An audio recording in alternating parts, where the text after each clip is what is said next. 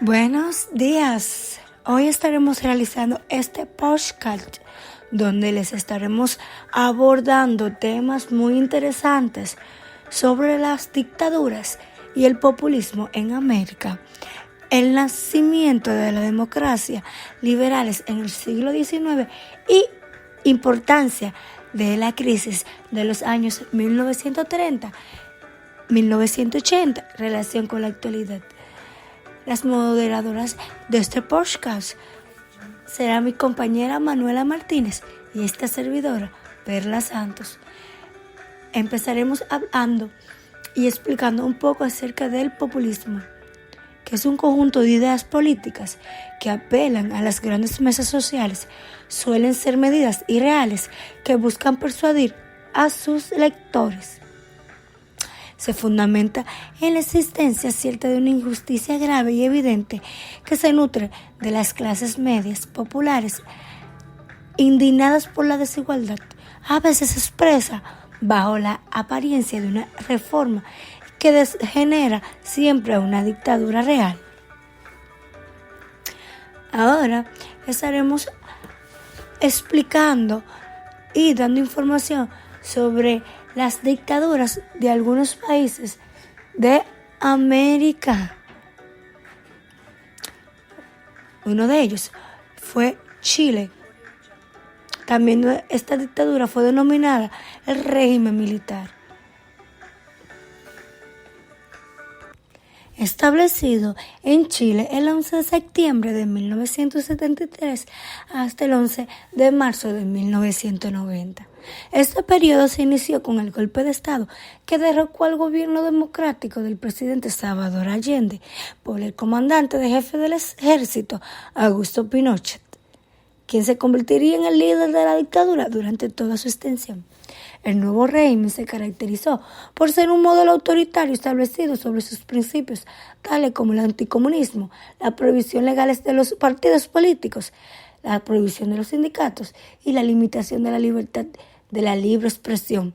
Al menos 28.259 víctimas de prisión política y tortura y 67.200.998 ejecutados.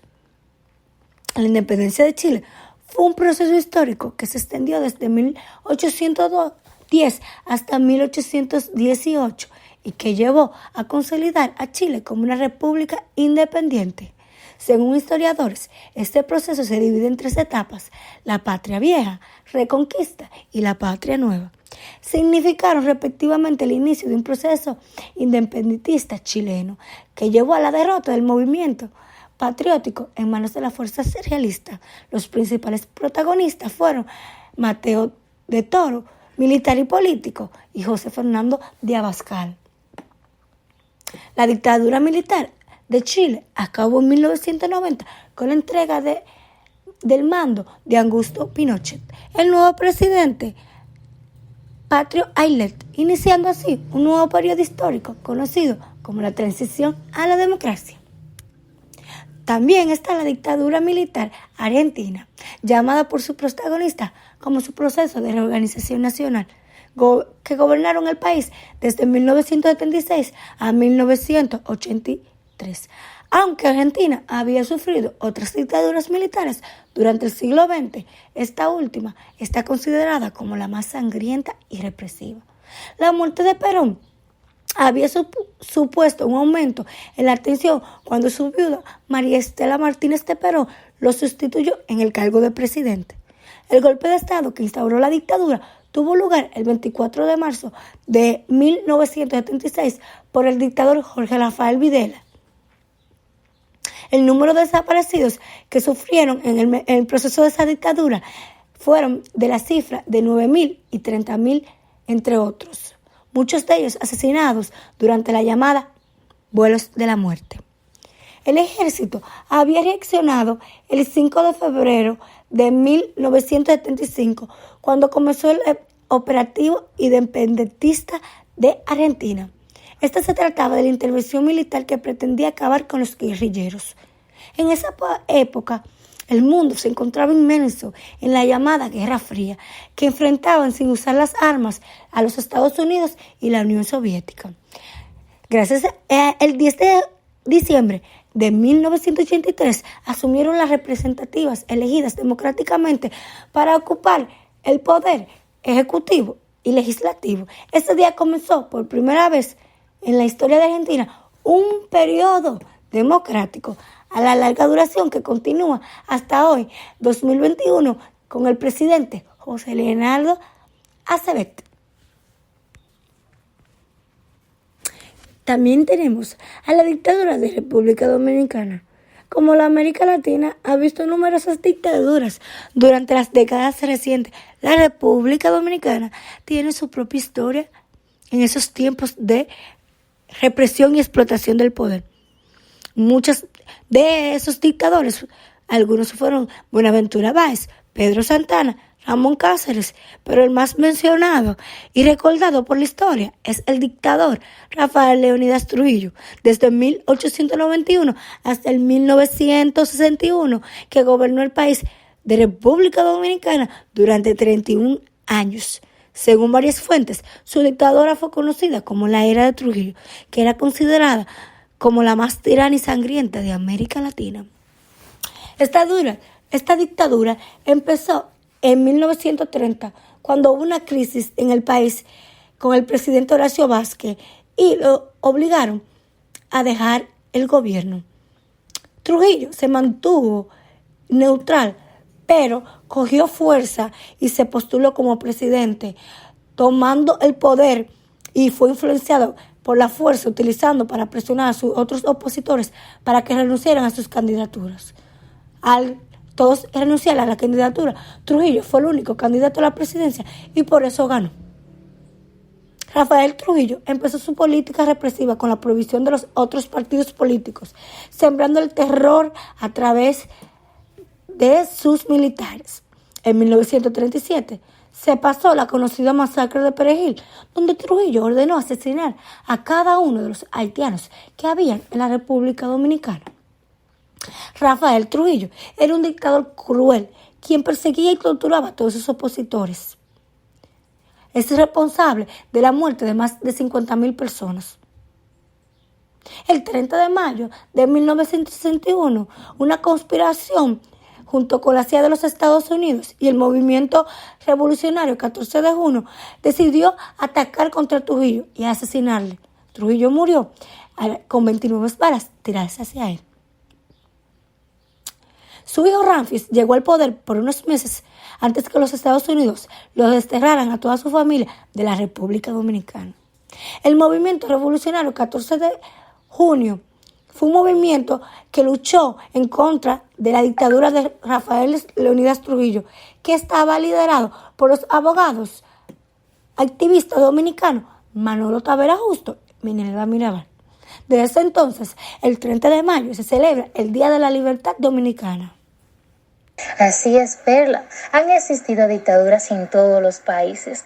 También está la dictadura de Cuba, que es lamentable que tenga 60 años en dictaduras. Sus habitantes no tienen el derecho al voto ni a la libre expresión. Cuba lucha por algún día llegar a tener un país democrático, pero no lo han logrado.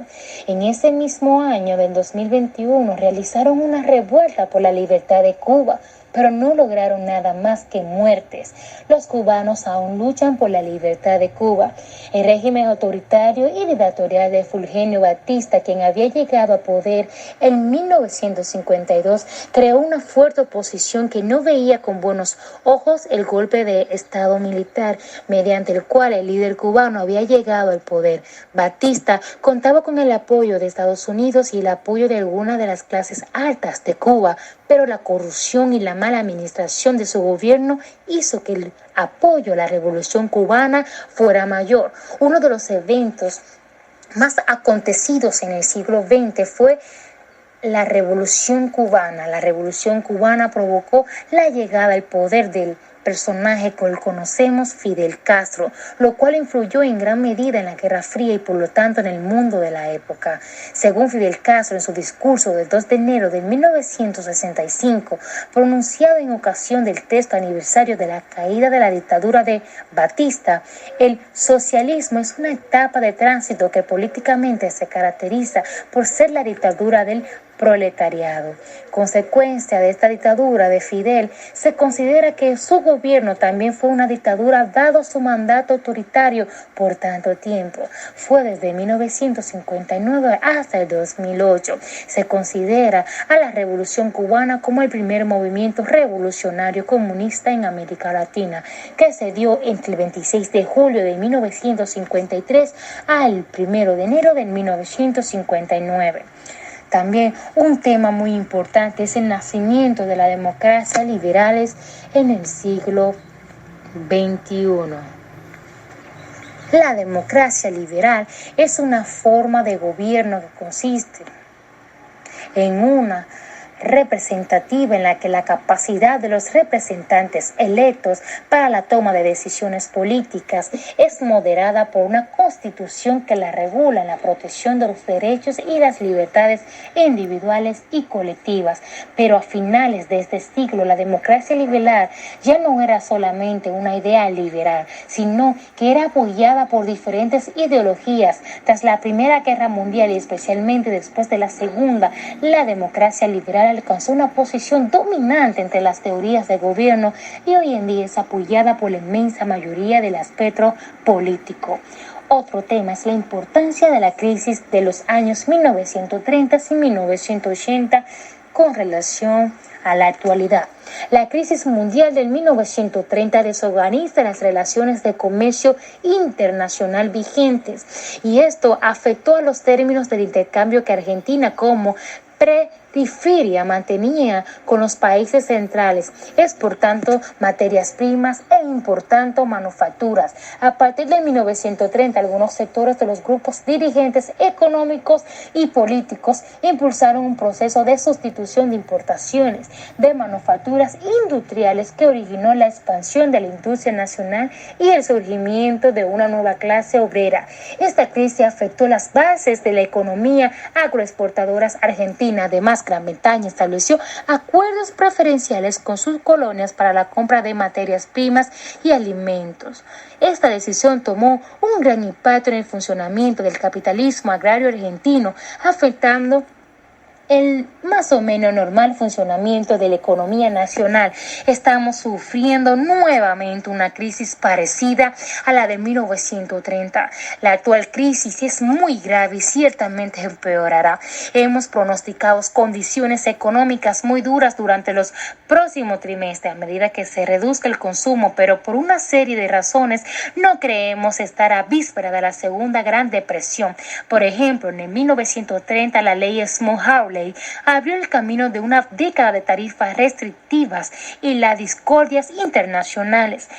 Aquí en la actualidad la crisis está marcada por un alto grado de comercio libre y de cooperación global. En el 1933 la Ley de Recuperación Nacional de la Industria alentó la creación de carteles de las empresas manufactureras y de los sindicatos. Como resultado disminuyó la competitividad a nivel interno.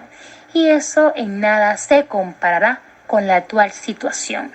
Este ha sido nuestro podcast. Espero que hayan aprendido y hayan puesto mucha atención. Así que nos vemos en el próximo podcast.